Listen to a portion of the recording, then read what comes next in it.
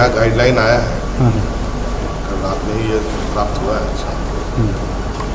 तो इस पर हम लोग चर्चा करेंगे और मोटा मोटी लगातार हम लोगों की नज़र है कि किस तरीके से हम लोग आने वाला समय में लॉकडाउन का पालन करेंगे, कहाँ छूट देनी है, कहाँ नहीं देनी है।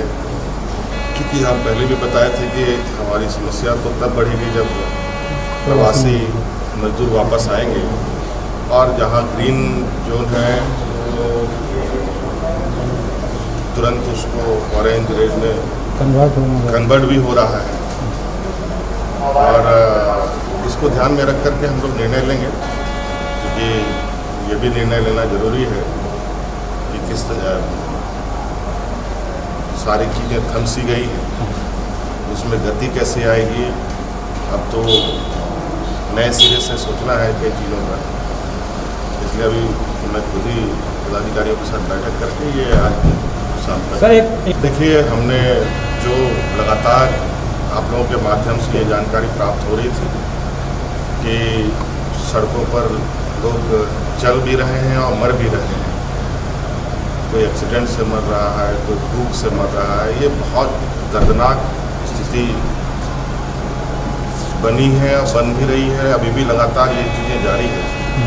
तो हमने ये स्पष्ट रूप से अपने प्रशासनिक महकमे को निर्देश दिया कि राज्य के अंदर कोई भी व्यक्ति पैदल ना चले, चाहे वो किसी भी राज्य का।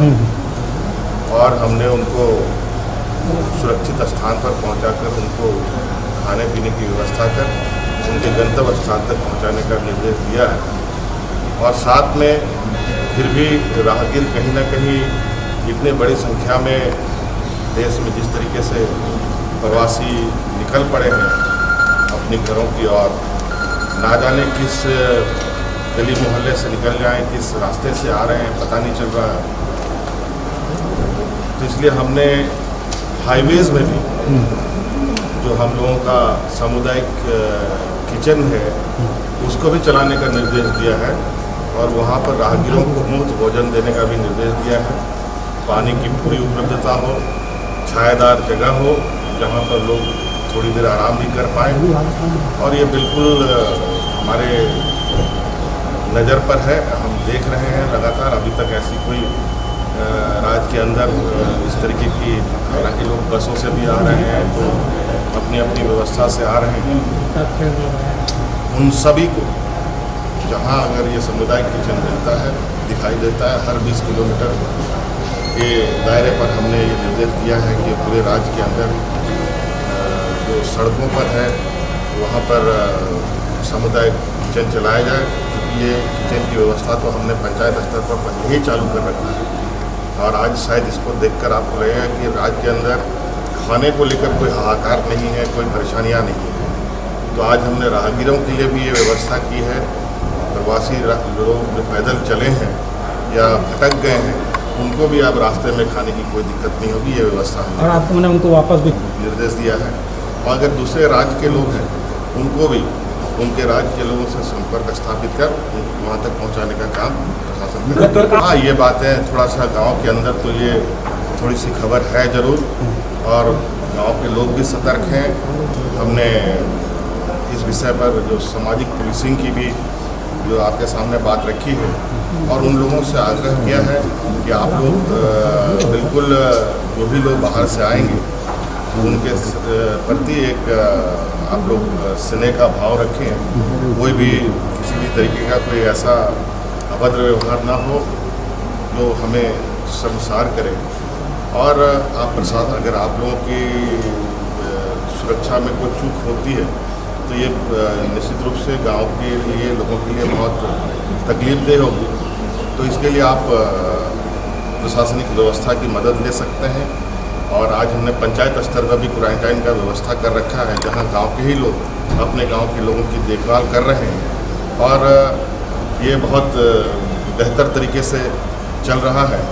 और इसी का नतीजा है कि आज आपने देखा होगा कि रांची में भी जिस तरीके से संक्रमित लोग ठीक हुए हैं, जिसको आए दिन एक बहुत बड़ा हमला बनाया गया, रांची को, हिंदपीढ़ी को टारगेट किया गया। और आज मुझे लगता है कि बहुत जल्द अब ये रांची, हिंदपीढ़ी रेड जोन से बाहर आ जाएगा। ऐसी मुझे सर उत्तर प्रदेश से अब इस पर मैं बहुत ज़्यादा टिप्पणी नहीं करना चाहूँगा। जहाँ हमें कोई ऐसी खबर मिलती है तो उस खबर पर हम तुरंत संज्ञान लेते हैं और उस पर हम लोग आगे कार्रवाई करते हैं। और आज आपने देखा होगा कि उन मजदूरों को फिर एकदम सम्मानजनक तरीके से उनके गांव तक पहुंचाने का भी काम किया गया। जो बीमार है, जो ये जिनको चोटें लगी है, उनके लिए भी व्यवस्था है। और हमने घोषणा भी किया है कि जो जिनकी मृत्यु हो गई है उनको 4 लाख रुपए प्रति व्यक्ति दिया जाए और जो घायल है उसको 50,000 रुपये आपके ट्वीट पे के लिए घर वापसी के लिए गाड़ियों तो छोड़िए, इनकी मृत्यु होने के बाद भी एम्बुलेंस उनको उपलब्ध नहीं होता है। ये इससे बड़ा दुर्भाग्य और कुछ नहीं हो सकता है। हम अपने संसाधनों से जितना सहूलियत देने का प्रयास है हम देने का काम कर रहे हैं। और निश्चित रूप से ये हमारे लिए एक ऐसा समय है जहां हमें सरकार को अपनी एक संवेदनशीलता के साथ इन मजदूरों के साथ खड़ा रहने का हमने संकल्प लिया है और आज लोग खड़े हैं।